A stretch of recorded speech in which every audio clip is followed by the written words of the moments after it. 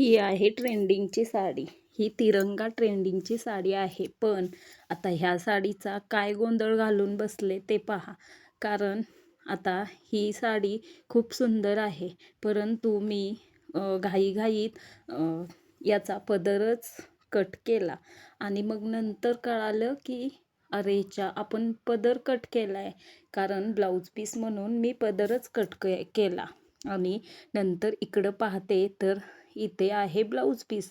आता काय करायचं, त्यामुळे आता खूप टेन्शन आलं आणि एका कस्टमराची साडीचं असं झालेलं आहे. तर घाईघाईत केलं की काय होतं ते पहा. साडी खूप सुंदर होती आणि ट्रेंडिंग चालू होती आणि तिलाही खूप आवडलेली होती. परंतु आता ह्या साडीचं असं झालेलं आहे. मग मी तिला सांगितलं की अगं तुझ्या साडीचा पदरच कट झालेला आहे. तर ती बोलली की असू देत, तुम्ही काय एवढं वाईट वाटून घेऊ नका. कारण तुम्ही काही मुद्दाम केलेलं नाही, तुमच्याकडून चुकून झालेलं आहे. तर आता ही साडी तुम्हालाच राहू देत.